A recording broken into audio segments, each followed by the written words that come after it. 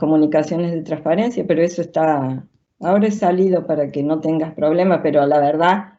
Listo. Ahora probamos entonces, yo le digo a esta gente, a la gente de Chile. Gracias, Delia.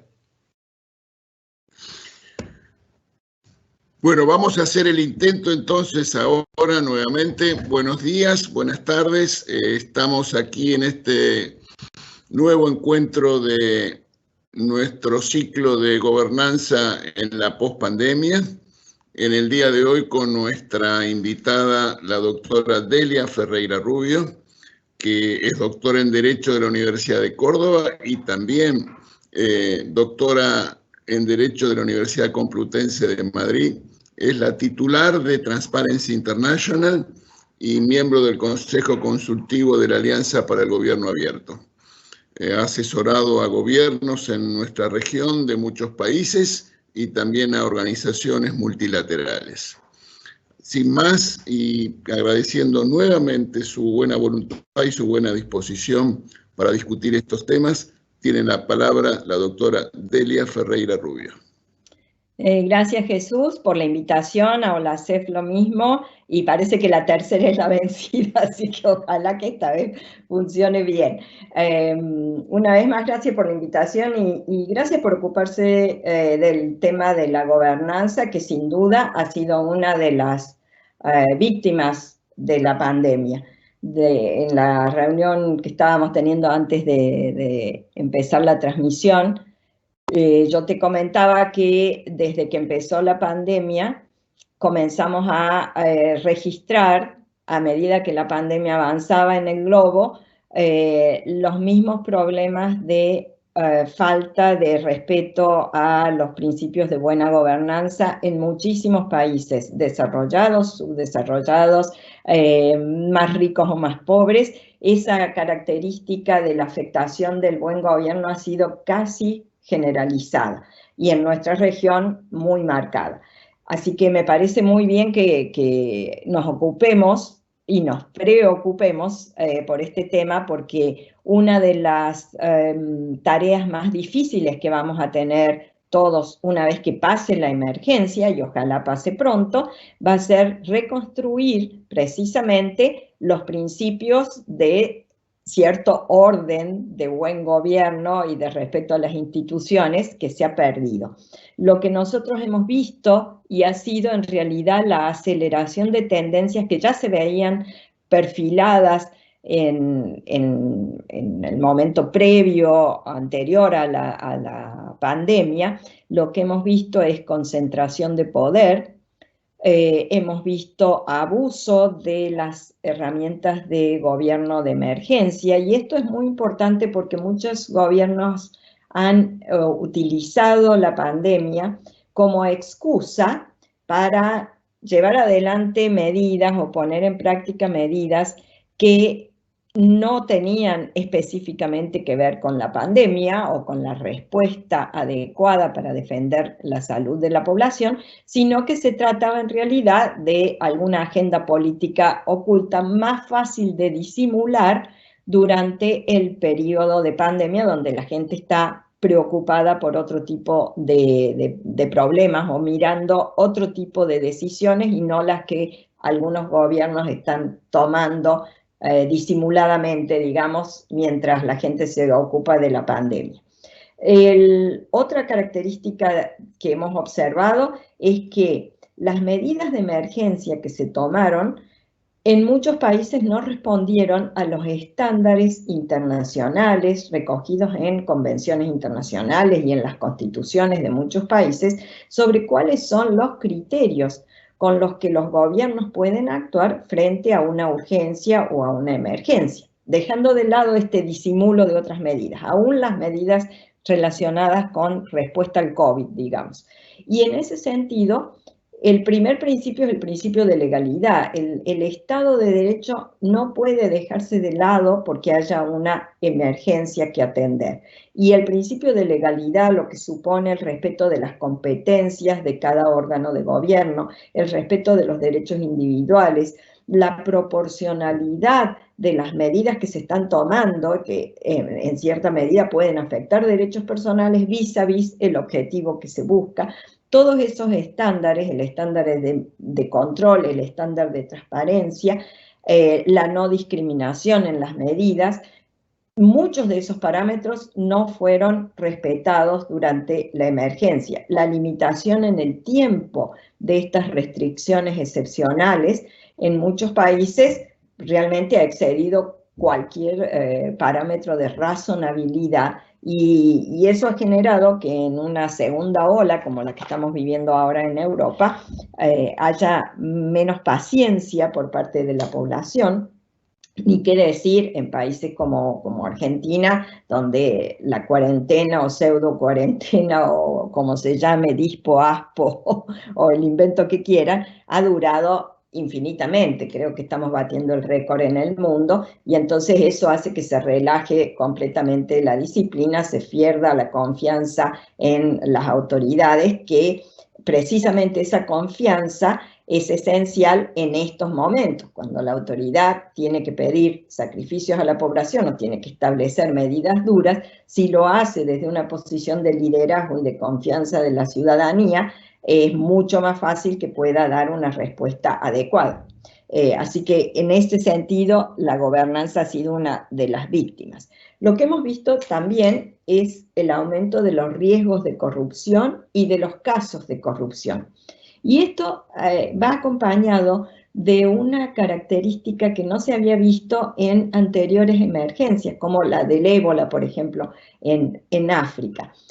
En el caso del ébola, hace muy poco el Banco Mundial publicó un estudio que demostró que toda la ayuda humanitaria que se había recibido había ingresado a los países que estaban sufriendo la pandemia y llamativamente de esos países hacia paraísos fiscales habían salido volúmenes de dinero muy parecidos a los que entraban. No estoy diciendo que sea el mismo dinero, estoy diciendo que ahí había algo llamativo.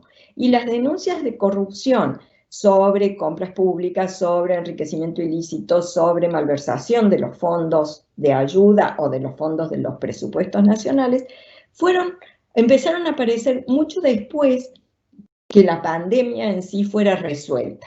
La preocupación estuvo en la pandemia y después que se terminó, entonces empezamos a estudiar los riesgos de corrupción y empezaron a saltar los problemas. En este caso, y es el único caso que en los 30 años de vida que tiene Transparencia Internacional hemos detectado, en este caso las denuncias de corrupción han sido concomitantes con la pandemia y avanzaron con la pandemia desde Asia-Pacífico hasta llegar a América Latina. En todos los países donde se produjeron casos, a veces con más gravedad, a veces con menos, lo que se vio es que todo lo que tenía que ver con contrataciones públicas fue un foco de atención, con sobreprecios, pagos anticipados de la totalidad del contrato, por ejemplo, cuando después no llegaban las mercaderías que habían sido compradas y por supuesto que en la cuenta bancaria donde se habían depositado el dinero no había nada y se han detectado en algunos mecanismos de lavado de dinero con estas compras COVID, digamos, como nosotros las llamamos. También ha habido, por supuesto, productos defectuosos, las falencias en el due diligence, en la diligencia debida para detectar proveedores que son, y han aparecido muchos intermediarios nuevos en la contratación, porque obviamente hay que tener en cuenta que el mundo entero estaba comprando las mismas cosas al mismo tiempo. Eso también daba espacio para que algunos ofrecieran cosas que no tenían para después prestar. Y una característica también repetida en otro rubro ha sido el clientelismo en la asignación de subsidios, tanto a personas como los subsidios a empresas o negocios para cubrir las pérdidas que se estaban produciendo por los cierres forzados de esos negocios. Ha habido países donde, en Estados Unidos, por ejemplo, empresas que no estaban dentro de los parámetros establecidos por el gobierno para acceder a esos subsidios, sin embargo, recibieron los subsidios. Hay algunas que estaban vinculadas con el financiamiento de las campañas electorales, lo cual no es llamativo, pero también se produjo. Desde el punto de vista de la integridad específicamente, lo que vimos muchas veces repetido ha sido el conflicto de interés entre el funcionario contratante y aquel que recibía el contrato, la contraparte. De eso tenemos casos a montones. Hemos visto también casos de puertas giratorias muy llamativos, aún en países desarrollados y supuestamente bien rankeados en nuestro índice de percepción de corrupción, donde algún ministro dejaba de ser ministro y a la semana siguiente estaba siendo el proveedor del Estado en alguno de los rubros que el Estado tenía que adquirir. Hemos visto cosas como en Honduras, por ejemplo, una ministra, la secretaria de Salud, solicita una serie de elementos que necesitaba para hacer frente a la pandemia y dice expresamente en su nota de compra, digamos, no estoy pidiendo hospitales de esos que se arman prefabricados, digamos, de alguna manera. No estoy pidiendo hospitales prefabricados. Al día siguiente, y tenemos la documentación, Honduras, el gobierno de Honduras compró 3 hospitales de esos a intermediarios que nunca habían participado en una contratación pública y que por supuesto no tenían los hospitales, no podían contratar y eran un fake absoluto. Así que de esas cosas hemos visto muchas y yo supongo que después que pase la pandemia todavía vamos a seguir viendo más casos de corrupción de ese tipo. Y obviamente el tema de fondo es el tema de la integridad. Y yo he visto los trabajos que ustedes hacen y la evaluación que hacen de esos principios de integridad. Y realmente el problema con la integridad en el sector público es que no alcanza con aprobar una ley de ética pública para que una cultura de cero tolerancia a la corrupción se consagre y se aplique como sistema, como una cultura de integridad en el sector público, y el sector público no lo puede hacer solo tampoco, necesita una sociedad que valore esos principios y necesita integridad en el sector privado también, en lo que hace el sector privado, por ejemplo, con el grupo el Global Future Council del Foro Económico Mundial. Nosotros estamos trabajando en un plan con las empresas para una agenda de la integridad más allá del compliance. El compliance como mero análisis del cumplimiento estricto de la ley para generar una cultura de compliance en las empresas, y hay grandes empresas multinacionales que están trabajando con nosotros y aplicando planes para cambiar la atmósfera, digamos, el clima de trabajo en las empresas y generar estos nuevos, los incentivos adecuados para que la integridad sea la regla. Por años en materia de integridad lo que hemos hecho es enfocarnos en la sanción, enfocarnos en la investigación, y esto es muy importante, aun cuando países que se enfocan en esto no aplican sanciones, las sanciones llegan tarde o son absolutamente ridículas, pero ha habido un enfoque ahí a nivel global. Pero la sanción y la investigación de casos hace al mal funcionamiento de la administración, es decir, hacia la patología de la administración. Y lo que tenemos que tratar precisamente es de generar un clima donde podamos enfocarnos en prevenir y generar los incentivos adecuados para que los casos de corrupción o los casos de fraude sean los menos posibles. Y esa es la esencia de un sistema de integridad pública. En este sentido, yo les recomiendo el último trabajo que presentó la OECD sobre integridad pública, una especie de manual de integridad pública que analiza a fondo cuáles son las características que debe tener un sistema de integridad que funcione, no un sistema de integridad para tildar la lista de supermercado y decir, fantástico, tenemos un sistema de integridad, tenemos una oficina anticorrupción, tenemos un control interno y control externo, y después nada de eso funciona en la práctica como debe funcionar. En ese sentido, el sistema de integridad debe trabajar para crear condiciones para transformar en la operatoria normal de la administración, el trabajar de acuerdo con esos principios básicos de buen gobierno, principios de integridad. Debe, por ejemplo, fortalecer todo lo que hace al análisis de riesgo, y en ese sentido la tecnología nos ayuda si los sistemas de denuncia de casos funcionan adecuadamente, generan la protección correspondiente a quienes denuncian y carga en una base de datos los datos adecuados, y eso se mantiene sistemáticamente.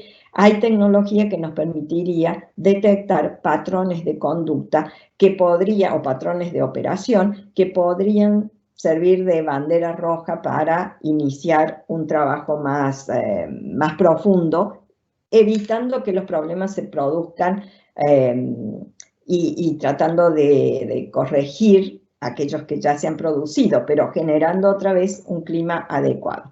En ese sentido, obviamente un sistema de integridad tiene que atender a los conflictos de interés. Los conflictos de interés son la ventana de entrada de la corrupción, eso está probado, y hay que atenderlos bien, igual que el problema de la puerta giratoria en la administración pública y los periodos de enfriamiento para garantizar que no se produzcan estos conflictos de interés y que no haya un negocio permanente de influencia indebida.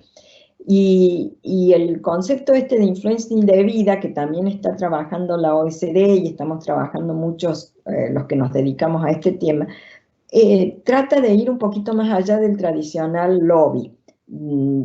El lobby en general se trata de regularlo, digamos, siguiendo el parámetro de los Estados Unidos, con registros de lobbyistas que van al Congreso, visitan a un legislador o cosas por el estilo. Ese modelo sirve para un contexto como el americano, donde las empresas están distribuidas en todo el territorio, y en la calle K de Washington es donde están concentradas todas las consultoras que hacen lobby.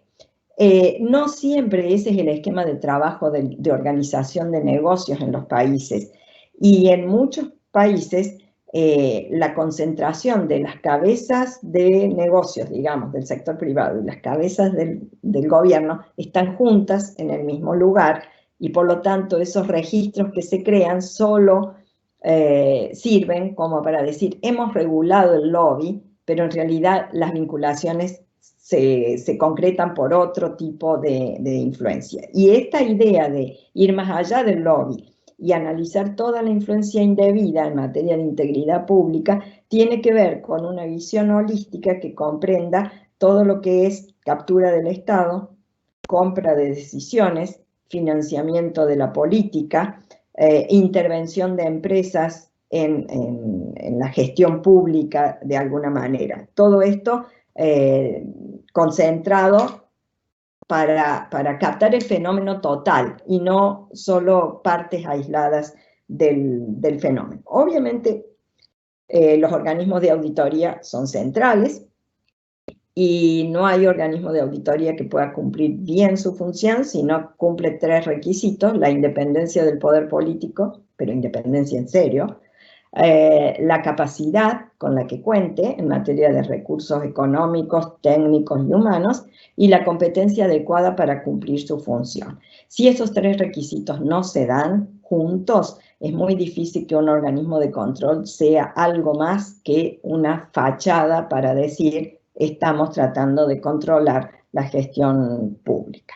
Otra de las víctimas, y ya con esto voy cerrando, otra de las víctimas de la pandemia ha sido la información globalmente, y el derecho de acceso a la información pública, y el gobierno abierto, es decir, la información proactiva por parte de los estados, y dentro de este gran bloque de la información como víctima de la pandemia, el tema de los ataques a los periodistas que preguntan. El último caso ha sido una activista rusa que osó dar alguna información sobre la famosa vacuna, terminó presa. Con Amnesty International ha habido un movimiento para tratar de poner en la palestra lo que estaba pasando, pero esto se repitió desde China para adelante, con una tendencia a la vigilancia de redes sociales, a la vigilancia de la ciudadanía, que tampoco es positiva y que restringe el espacio de la sociedad civil globalmente. Para terminar, yo diría que, como siempre, este no es un problema solo de leyes, como dijimos, sino de la construcción de un espacio en la sociedad donde se vayan generando consensos sobre lo que está bien y lo que está mal. Y esos consensos están quebrados en muchos de nuestros países, en muchas de nuestras sociedades. No es un problema de Latinoamérica. Yo siempre cuento el caso de la Comisión Nolan en el Reino Unido, donde a raíz de una serie de escándalos de corrupción que se descubren en la Cámara Baja, la Cámara de los Comunes, se forma una comisión, por supuesto, para estudiar lo que pasaba, y la comisión lo primero que hizo fue hacer una encuesta entre los parlamentarios británicos. Nadie puede dudar de la solidez de la democracia en el Reino Unido. Y lo que descubrieron, y así lo dice Lord Nolan, que es quien preside aquella comisión que hace los primeros principios de ética pública que dan lugar a la primera ley de ética pública en el Reino Unido y que venimos repitiendo en todos los países, empezando por decir que los funcionarios deben cumplir la ley, ser honestos, y así seguimos. Imagínense en el estado en que estamos, que hay que aclarar que hay que ser honesto y hay que ponerlo en una ley. Bueno, en la carta que Lord Nolan le dirige con la propuesta, digamos, de ley al primer ministro, le dice: lo que hemos descubierto es que los parlamentarios británicos no tienen claro lo que está bien y lo que está mal. Ese es el comienzo de la primera ley de ética pública en el Reino Unido y desde ahí la hemos seguido revisando. Así que me parece que tenemos que trabajar juntos para tratar de cambiar el ambiente el ambiente social en general, porque los países pueden tener corrupción y todos los países tienen corrupción en algún momento. La diferencia entre unos y otros tiene que ver con cómo reaccionan frente a un caso de corrupción, cómo reaccionan institucionalmente y cómo reacciona la sociedad frente a esos casos. Se preocupa, pone límites, no acepta, no tiene tolerancia a la corrupción, no dice, y bueno, no vamos a hacer lío por esto. No vamos a comparar o cosas por el estilo que muchas veces escuchamos en Argentina. En última instancia, hablando de integridad, cuando todo esto falla, la última barrera frente a la corrupción es una persona íntegra que dice no. Y yo lo dejaría ahí para que podamos hacer las preguntas.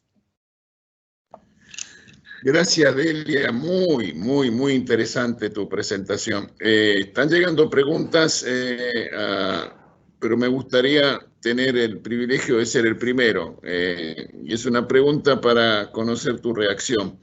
El tema de integridad es más denso, más comprensivo que las tradicionales e históricas maneras que el problema de la corrupción se veía, me parece. Quería consultarte eso.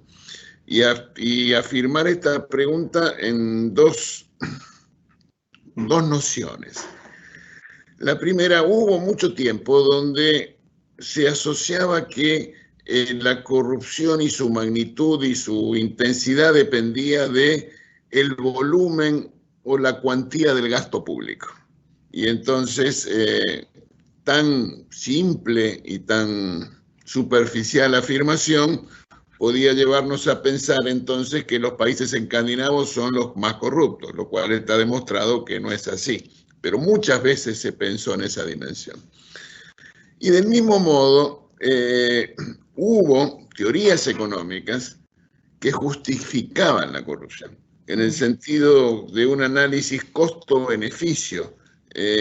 Bueno, pero esta es la manera, que es el costo que hay que pagar a través de esta forma de lubricar la decisión, porque los resultados serán mejores y si el beneficio supera el costo, entonces ¿cuál es el problema?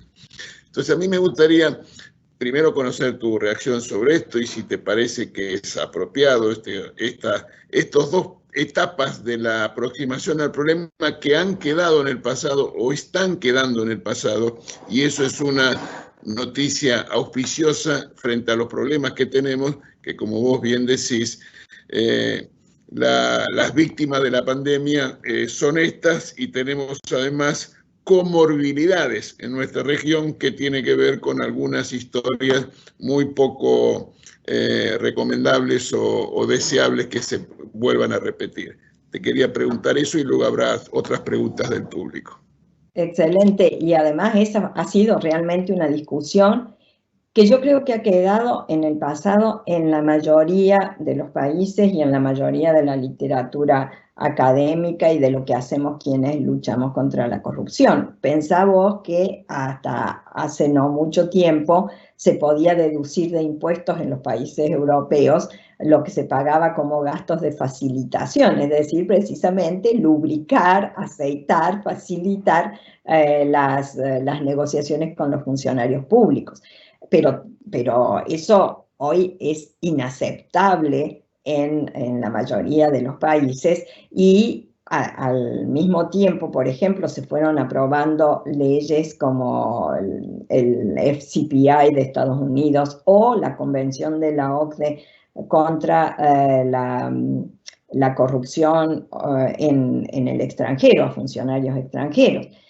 Todos esos mecanismos han sido reacción a ese tipo de discurso que vos mencionabas, que tiene que ver con, bueno, sí, la ganancia justifica cualquier cosa. Por eso es muy importante, y esto ha sido una cosa que ha empezado a aparecer, yo te diría, eficazmente en los últimos 7 años, que es la intervención del sector privado, del sector negocios a gran escala, digamos, en un intento de colaborar en la lucha contra la corrupción. Si vos te pones a ver, el Global Compact de Naciones Unidas apunta precisamente a eso. Tiene otros muchos aspectos que hacen a negocios, que hacen al respeto de ciertos principios o estándares básicos para el respeto de derechos humanos y demás, pero también incluye la integridad o la anticorrupción. Los objetivos de desarrollo sustentable incluyen en su objetivo 16 la lucha anticorrupción y han sido suscritos por todos los países. El foro de Davos, como te contaba, está trabajando específicamente y tiene su partnership contra la corrupción, donde hay empresas de primer nivel, bancos y demás. Eso no quiere decir que sean todos impolutos, quiere decir que hay en el sector líderes o campeones que están dispuestos a participar para, desde el sector privado, colaborar en la lucha contra la corrupción. Y hay en este momento toda una movida, digamos, intelectual que tiene que ver con el valor público de las compañías, con la recuperación de una cultura de la comunidad, una cultura de nosotros, digamos, y la revalorización de la idea del bien común como objetivo que toda la sociedad debe buscar y sus actores principales, por supuesto, tienen que apoyar. Así que me parece que esa es la tendencia. Hay actores nuevos en esta lucha, bienvenidos, porque esto no lo puede hacer solo una auditoría, ni lo puede hacer solo la sociedad civil, y eso le da más fuerza a la lucha. Sin embargo, hace escasamente un mes habrán visto en The Economist una encuesta que se hizo entre CEOs de grandes compañías, y resultaba que muchos decían, bueno, si no corro riesgo de ser descubierto y sancionado, las ventajas que obtengo precisamente en los negocios, si estoy dispuesto a participar en acuerdos de corrupción, justifican plenamente el negocio. Y esto hace a esto que yo comentaba antes, que es el problema de los incentivos, no solo en el sector público, sino en el sector privado también. Muchas veces los incentivos corporativos están orientados a llevar a los que toman las decisiones en la empresa a ir más allá de lo que deberían, en la medida en que, por ejemplo, respetan ciertos principios en el país donde están incorporados, donde están sus casas matrices, pero cuando salen a operar a países donde hay corrupción o hay corrupción sistémica, cambian los parámetros de actuación, porque los incentivos que reciben desde la corporación, desde la empresa, son incentivos hacia generar mayor ganancia casi a cualquier costo. Así que es una discusión permanente, pero creo que se ha avanzado en los últimos años en ese sentido.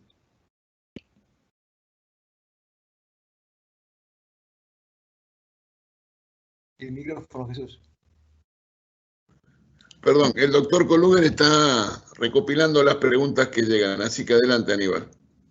Sí, cómo no, Jesús, gracias. Un gusto y gracias por la oportunidad de conocerte, Delia. Para mí es un honor y se lo agradezco a Jesús porque te sigo mucho por los boletines y por tus presentaciones, así que aunque sea de este modo virtual, muy contento de conocerte y gracias por la paciencia y esta buena onda que le pones.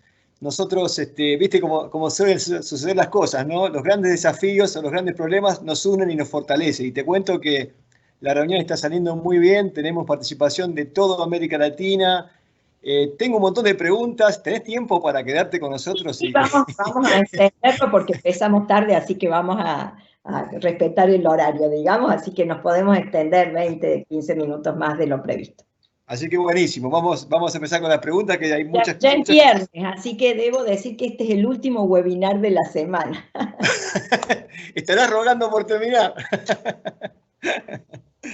Mirá, acá tengo una pregunta. Una persona dice, ¿qué recomendación nos puede presentar para asegurarnos de que se cumpla con tanta reglamentación y la ley de ética pública? ¿Acaso el problema es la falta de acción y ejecución sobre la corrupción, la impunidad? Muchas veces es la falta de implementación, pero la pregunta también es interesante porque da la sensación de que hubiera demasiadas normas. Por lo menos así la escuché. Y ese puede ser un problema. La hiperregulación en estos aspectos para dar la sensación de que se está haciendo algo, cuando en realidad se están generando una serie de reglas de difícil cumplimiento, de difícil verificación, de difícil control, la evaluación, los mecanismos de monitoreo, evaluación y aprendizaje, digamos, son imposibles de manejar en este sentido. Y eso es típico de los latinoamericanos, eso sí que es típico nuestro. Porque nosotros somos, en general, con algunas excepciones, como nuestros vecinos Uruguay y Chile, nosotros somos anómicos. Somos sociedades donde el valor respecto de la ley o respecto de la norma rankea bastante bajo en nuestra escala. Pero sin embargo tenemos una confianza ciega en el poder mágico de las leyes para resolver todo. Entonces escribimos una ley y somos bastante buenos para escribir leyes los latinoamericanos y creemos que sancionada, promulgada y aprobada cumplimos. Y en realidad después nos olvidamos de aplicarla o no la aplicamos a propósito, pero creemos que hemos satisfecho nuestra obligación, con eso alcanza. Y la verdad es que no alcanza, no alcanza. Un sistema de integridad en particular, para referirme a esto, necesita unos principios básicos y necesita una operatoria que garantice, como decíamos antes, que se recojan o se reciban las denuncias, los casos que se producen, que haya un análisis de riesgo de corrupción o de fraude, que haya una evaluación y que haya una capacitación. Y la capacitación no es armar un seminario y repetir la ley.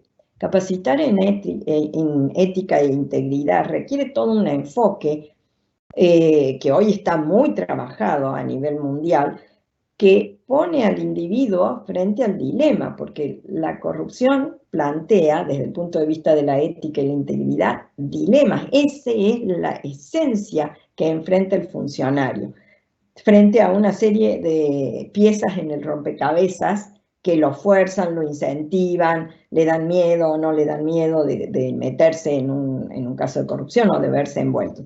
Y todos esos mecanismos son esenciales. Yo les cuento, hace un tiempo en un país latinoamericano, me invitaron a dar, cuando se podía viajar, un curso sobre integridad a los jefes de integridad o de ética de cada uno de los ministerios. Tenían un esquema donde había una oficina central y delegaciones, digamos, en cada uno de los ministerios o organismos autónomos. Y por supuesto que fuimos, hicimos un seminario de 2 días y uno de los ejercicios era que dijeran, trabajando en equipo, cuál era el problema más serio de ética en su oficina, en su ministerio. Cuando después de hacer el trabajo en grupo ponemos en común, uno de los grupos, bueno, ¿cuál es su problema o qué han detectado? Los sándwiches. Por supuesto que esa era la primera vez que me contestaban una cosa semejante. Entonces pregunté y la explicación era la siguiente. El mayor problema de ética que tenían era que a la mañana cuando llegaban a trabajar, en la heladera común, cada uno ponía o el sándwich o el tupper o lo que fuera, o el yogur. Y cuando llegaba la hora del almuerzo, algún otro se había llevado el sándwich, el tupper o la banana o lo que hubieran puesto. Y ese era, imagínense de ahí para abajo todo lo que había, si estábamos robándonos los sándwiches de los compañeros. Entonces, lo que hay que empezar a trabajar es a detectar realmente cuáles son los problemas. Y esto de lo que está bien y lo que está mal es central. Nosotros somos sociedades donde, y bueno, todos lo hacen. Y bueno, todos son iguales. Y con ese tipo de justificativo, es imposible que nosotros resolvamos el problema de integridad que nos afecta.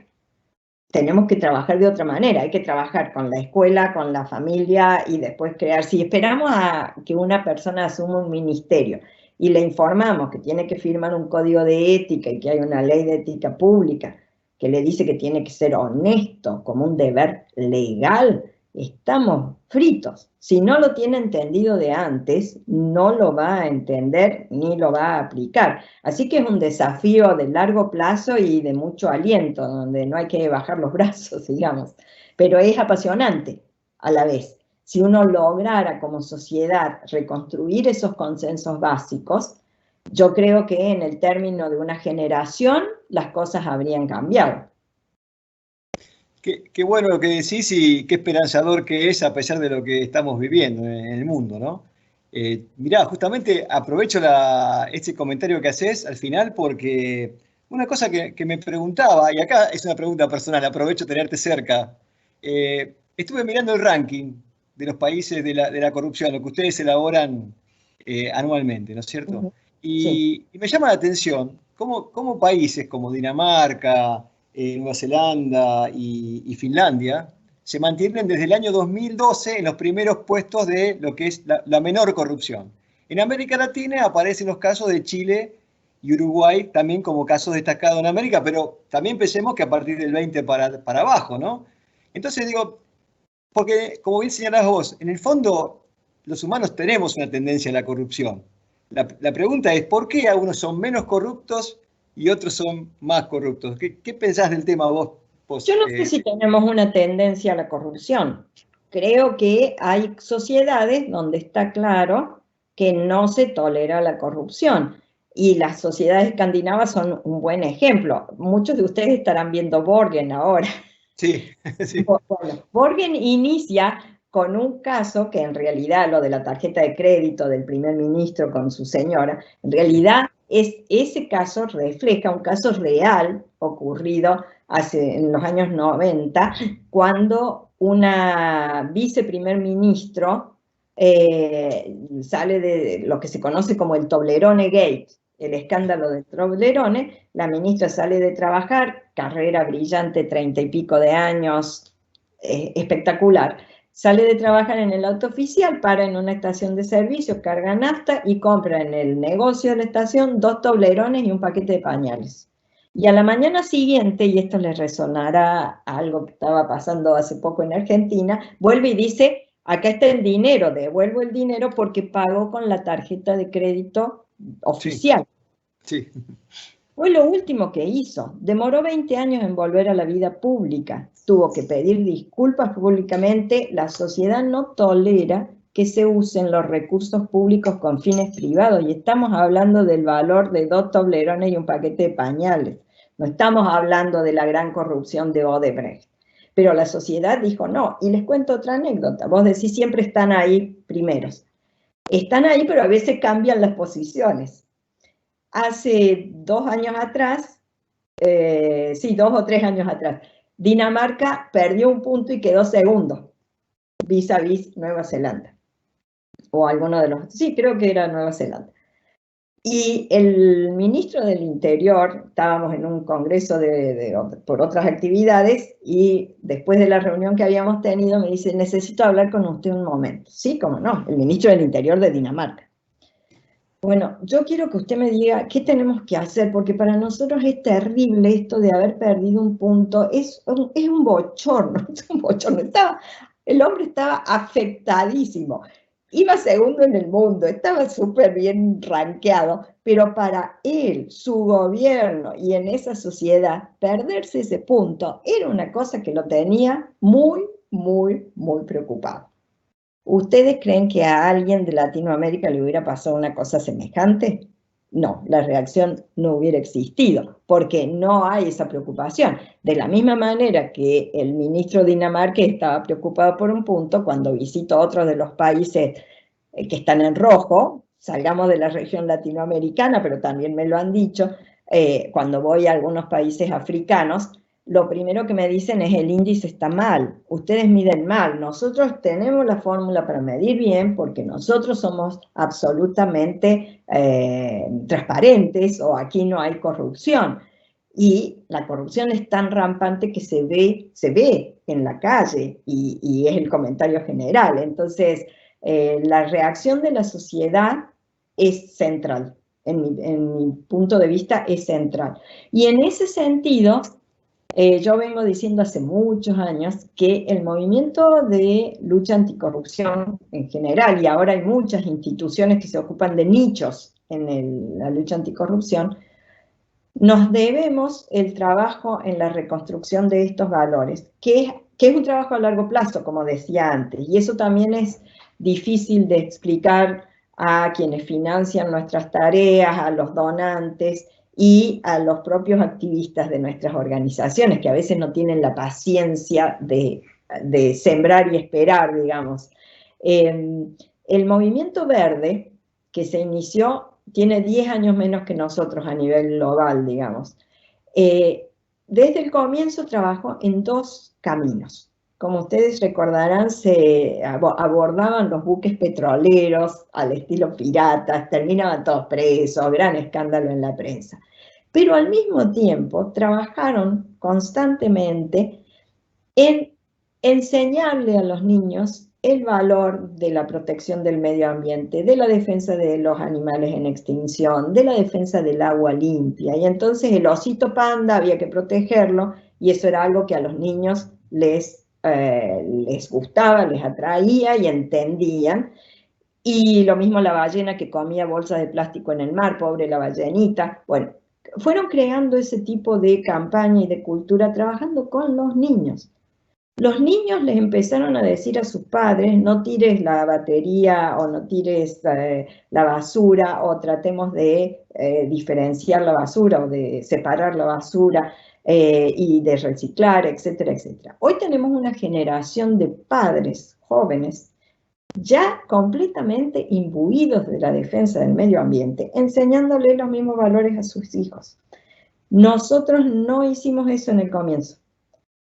Tenemos que trabajar en eso, sin abandonar el resto de las cosas que hacemos en cuanto a persecución, detección, monitoreo, prevención y demás. Hay que trabajar para generar las bases para que la lucha anticorrupción sea sostenible en el tiempo.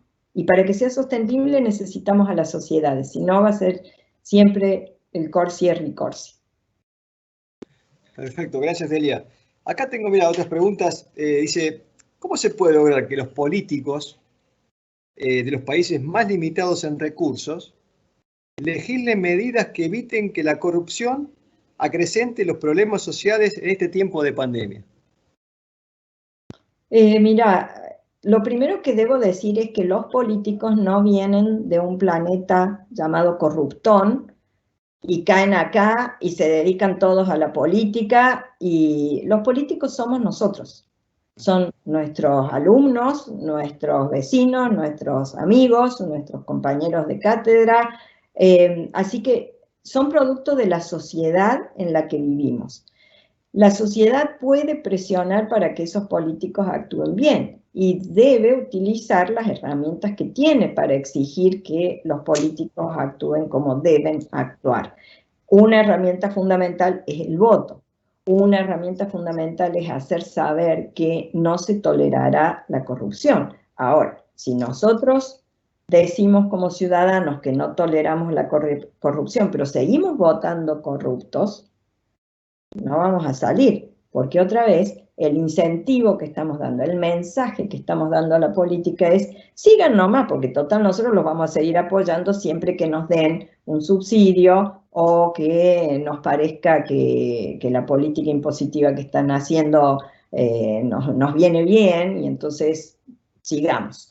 Nosotros tenemos una responsabilidad como ciudadanos y los políticos en general tienen políticos honestos, muchos, menos conocidos de los deshonestos son más visibles, pero hay mucha gente en política absolutamente honesta y bien intencionada. Sí, exactamente, Delia. Y sabés que, mirá, aprovecho para decirte que la gente te está mandando muchos cariños y entre estas cosas que me están preguntando es, por ejemplo, bueno, un poco por la preocupación que hay con Perú, que hablábamos antes. Digamos, acá hay una pregunta que se relaciona con la situación en el país de Perú, que además a veces pasa con otros países también vecinos y por qué no los nuestros también a veces. Y la pregunta es, con respecto a los ODS, ¿no? Con el ODS 16, ¿qué particular asunto recomendás fortalecer? Y si se puede fortalecer, ¿no? Del lado de la política pública. Sí, todo. El ODS es acceso a la justicia y Estado de Derecho y anticorrupción y acceso a la información pública. Por donde lo miren hay cosas para hacer. Y mucha de la agenda del ODS 16 está a medio camino en Latinoamérica, en nuestros países. Y una cosa vinculada con lo que está pasando ahora en Perú y ha pasado otras veces, es que en algunos casos la agenda anticorrupción o el mensaje anticorrupción es utilizado como herramienta arrojadiza en la lucha política, entonces no como real compromiso por la transparencia y la integridad, sino como, bueno, yo te acuso de corrupción, no me importa si es cierto o no es cierto, porque te pongo un mote y eso te descalifica. O yo hago una campaña de candidato pro transparencia y pro integridad y después llego, me siento en el sillón presidencial y de la agenda anticorrupción me olvidé de todo. Lo único que tenía era una narrativa anticorrupción. Entonces estas cosas se ven en la política en general, no solo en nuestro país o en nuestra región. Y son otra vez cosas que hay que ir corrigiendo, pero eso hace a cómo trabajamos. Y obviamente un problema central que tenemos en Argentina en particular es la famosa grieta, donde todo se politiza a nivel extremo, entonces es imposible dialogar. Y si no dialogamos entre nosotros, la reconstrucción de la confianza en las instituciones públicas no va a lograrse. Fíjense que en Latinoamérica, y los datos del Latino Barómetro son más o menos manejados por todos ustedes anualmente, este año creo que estuvo un puntito arriba de los partidos políticos, pero el Latino Barómetro, entre otras muchas cosas muy interesantes, mide la confianza en las instituciones. Y los partidos políticos, los congresos, los presidentes, los poderes judiciales son de los últimos de los últimos en confianza, los partidos políticos. Pero ha habido muchos años en que había un nivel de confianza aún menor que la confianza que se tiene en los partidos políticos, y era la confianza interpersonal. Y entonces, si la confianza que tenemos entre nosotros, con nuestros vecinos, nuestro diálogo, nuestro acuerdo sobre que somos parte de una comunidad, está quebrada, obviamente todo lo demás viene por añadidura. Este año, en el último Latino Barómetro, la confianza interpersonal está un punto por encima de los partidos políticos, pero la verdad que con eso no nos alcanza. Y tenemos un problema realmente un problema social, de diálogo, y a eso le sumamos ahora todo el problema de la posverdad, las fake news, las redes sociales, las granjas de trolls, los bots. Entonces es todavía más difícil reconstruir esos lazos de confianza en un ambiente donde la confianza y la verdad sobre la que se debe basar la confianza es inexistente. Nuestra conferencia anticorrupción, que se hace cada 2 años, este año toca y es absolutamente virtual, y es libre, por primera vez no hay que pagar ningún fee para participar, así que los invito a registrarse si les interesa. El tema es Trust, Truth and Transparency, o sea, confianza, verdad y transparencia. Y realmente lo pensamos hace casi 2 años atrás, pero viene justo a lo que nos está pasando en el mundo hoy. Gracias, Delia. Jesús, vamos a dejar un poquito en pausa a la pobre Delia, que le estamos sacando el jugo, ¿no? Sí, no, vamos a hacer la última pregunta y si me permitís, Delia tiene una introducción brevísima y luego te liberamos. Nosotros tenemos una convicción muy profunda que existe una asociación positiva, una relación de causalidad entre la fortaleza de las instituciones y los resultados económicos y sociales, donde entonces el sistema político es decisivo, el funcionamiento del dispositivo institucional en su sentido más amplio. Como bien decías, el último Latinobarómetro muestra que la confianza en nuestra región de América Latina en relación a las instituciones es el más bajo desde que se llevan registros, y ese es uno de los problemas más severos que tenemos. Entonces, reconocer el problema es el principio de su solución. Entonces, todos sabemos que en el ordenamiento institucional de nuestros países, la rendición de cuentas, derivación de la división de los poderes, es esencial. Esa es una rendición de cuentas horizontal. Pero ¿qué hace falta? Al mismo tiempo, incorporar una rendición de cuentas vertical, donde los funcionarios y las instituciones den cuenta, respondan, informen a los ciudadanos sobre sus actos y sus decisiones. Y en la dimensión de la rendición de cuentas vertical. En ese sentido, es evidente, es imprescindible la participación y la relevancia de las organizaciones de la sociedad civil. Y en ese sentido, la información y los medios de comunicación independientes son imprescindibles. Esta es nuestra convicción y esta es nuestra manera. Y entonces, ¿cómo avanzamos en que instituciones como la nuestra, entidades fiscalizadoras superiores de América Latina, que tienen que rendir cuentas, tienen que ser asistentes técnicos de los congresos para cumplir con su misión, pero que deben también encontrar formas y procedimientos de relacionamiento con las organizaciones de la sociedad civil para rendir cuentas de sus propios actos y fortalecer esa conciencia y esa responsabilidad ciudadana individual que es imprescindible para el fortalecimiento de las instituciones, que haga posible la credibilidad de los ciudadanos en las instituciones. Entonces yo hago esta introducción para consultarte y pedirte una opinión en relación a esto, una reacción,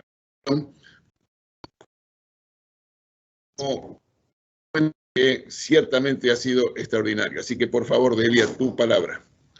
Sí, yo coincido totalmente, Jesús, y la verdad que he tenido el placer de trabajar contigo cuando eras diputado y hace muchos años, y compartimos esa inquietud.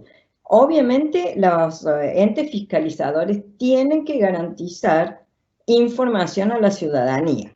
Pueden trabajar con las organizaciones de la sociedad civil, consultarlas, invitarlas, dialogar con las organizaciones de la sociedad civil. Pero lo más importante que tienen que hacer en la rendición de cuentas vertical, como vos decías, es hacer que la información sea accesible a la ciudadanía. Información proactiva. porque de nada sirve que hagan bien el trabajo si porque la ley se los prohíbe o porque hay alguna situación política, esta información no llega a la ciudadanía o está oculta en una maraña de información que la hace inaccesible precisamente a propósito para que no se sepa lo que están haciendo. Y además tienen que actuar, me parece, y Perú es un buen ejemplo, con mecanismos de control concomitante. No sé si la gente de la Contraloría de Perú y el Contralor Jack andarán por acá en la conversación, pero ellos tienen un mecanismo de control concomitante muy interesante, por ejemplo, para la gestión de las obras de infraestructura. Y esa es la forma de actuar, porque el control, cuando en los 90 se empezó a discutir el cambio de modelo del control ex ante al control ex post, el control que hacían los tribunales de cuenta, a los controles de las auditorías en su formato actual, se dijo, bueno, hay que hacer más dinámico el gobierno, no podemos estar parando las decisiones hasta que estén los controles hechos. Eso no ha significado un gran avance en materia de anticorrupción o de frenar los fraudes o la mala utilización de los recursos públicos, porque muchas veces ese control llega muy tarde y muchas veces esos organismos de auditoría carecen de una de las tres condiciones que yo señalaba o carecen de todas. No son independientes políticamente, a veces por el diseño institucional, otras veces por la dinámica política de los países. Muchas veces no tienen la capacidad para llevar adelante su tarea en materia de recursos, en materia de tecnología. Hoy por hoy nadie puede hacer una auditoría seria de un presupuesto público, o de unas contrataciones, o de un ministerio, de lo que fuera, si no tiene mecanismos de cruce de información rápido y atendible. Si las plataformas que usa el gobierno no son interoperables, tenemos un problema serio. Si los datos que se cargan son datos desactualizados o manipulados, o incompletos, tenemos un problema serio. De manera tal que esa capacidad es central. Y la competencia. Y en muchos casos, los organismos carecen de la competencia para hacer su trabajo, porque se hace la ley, pero en realidad se trata de paralizar el trabajo de esos organismos de control. Y les cuento una última anécdota que sintetiza esta creación de organismos, pero al mismo tiempo el ponerles cortapisas para que actúen. Hace algunos años en Centroamérica tuve que hacer una evaluación para un organismo internacional sobre el fiscal anticorrupción. Aterricé en el país, por supuesto, me puse en contacto y le dije que quería entrevistarlo y me dijo, sí, cómo no, nos encontremos en el café del shopping. Bueno, ya me pareció raro, pero allá fui al café del shopping. Y mientras íbamos conversando, miren de los años que les hablo que todavía no había celulares, se manejaban los inalámbricos, venían los chicos que servían el café y le decían, doctor, tiene teléfono. El tipo se levantaba, atendía, volvía a la mesa. Al rato, otra vez, doctor, tiene teléfono. A la tercera vez le dije, qué raro que no me haya invitado a su oficina para tener una reunión formal. Y me dice, no, si quieres subir es acá en el edificio de arriba, pero yo no tengo secretaria, no tengo computadora, no tengo internet. El teléfono anda a veces y como tengo que hacer tantas cosas yo solo, entonces el dueño del café, que es una persona muy comprometida con la lucha anticorrupción, me ha invitado a que use la internet del café y los chicos me dan una mano con el teléfono. ¿Ustedes creen que ese señor podía hacer su trabajo? No podía. ¿Estaba creado como la ley decía? Sí. ¿Había una ley que regulaba su trabajo? Sí. ¿Había sido elegido con mayorías calificadas para garantizar su independencia? Sí. No le daban con qué trabajar al señor. Y por supuesto, en una evaluación simple de lista de supermercado, hubiera pasado el examen, pero en la realidad no lo pasaba. Y eso sucede muchas veces. Se crean los organismos, no se les da el presupuesto. Se crean los organismos, pero justo se olvidaron de poner alguna facultad que era necesaria para llevar adelante la tarea. Así que hay mucho que revisar y hay mucho que abrir a la ciudadanía para que las organizaciones de la sociedad civil ayuden a generar la presión política necesaria para que esos cambios se introduzcan. es una tarea que tenemos que hacer entre todos. Solos no podemos, ni nosotros, ni los organismos de auditoría, ni los gobiernos, ni el sector privado. Pensemos en el bien común y trabajemos juntos, porque si no, no vamos a salir.